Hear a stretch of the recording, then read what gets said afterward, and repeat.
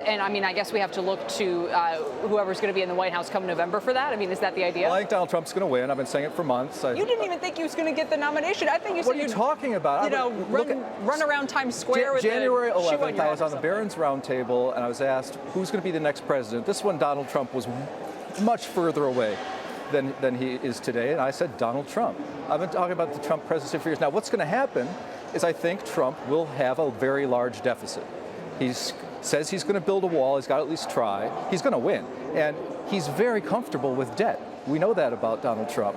And he's just like Ronald Reagan. Do you know that Ronald Reagan's slogan in 1980, do you know what it was? No. It was, "Let's make America great again."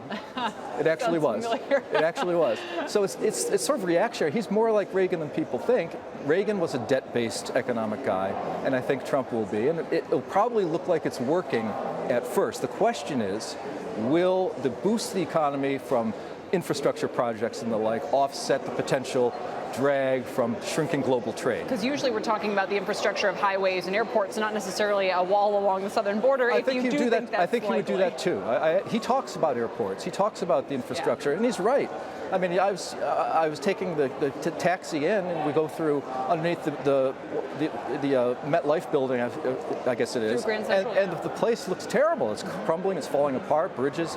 You know, China has 130 new airports, shiny cities with nobody in them, and we do look kind of third world. Would you rather be America or New York City with its crumbling airports and fundamentally strong economy, or would you rather be China with its shiny infrastructure, but frankly, it could be a giant house of cards? I would rather be United States for sure. I'm very mistrustful of authoritarian economies. Right. And so as odd as our political process is, which has been laid bare by Donald Trump, I mean, look at how these people fought him.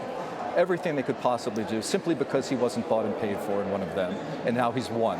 But are you worried that in an environment where the Chinese leader Xi Jinping is cracking down in so many different ways on dissent, is expanding the military, is challenging other countries in the South China Sea? I mean, are you worried that the Donald Trump and his character, or whatever, however you describe it, could I don't worry about some anything. Kind of global... I'm just predicting things that are going to happen. I'm not a policymaker. I'm not a central banker.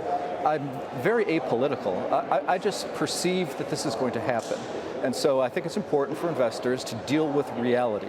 So many people said, when I said in January Trump's going to win, they said, no way, impossible. What they were doing is covering their ears and humming because they didn't want it to happen. But in investing, hope is not a method. You have to deal with reality. And the reality is, I believe, and maybe I'm wrong 30% of the time. So people who want to say I'm wrong on things have a very long list. I've been around for 30 plus years. I've gotten many things wrong, but I've got a 2-to-1 ratio right to wrong. I think Trump's pretty good batting average.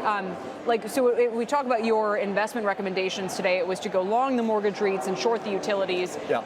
That's sort of a specific valuation approach.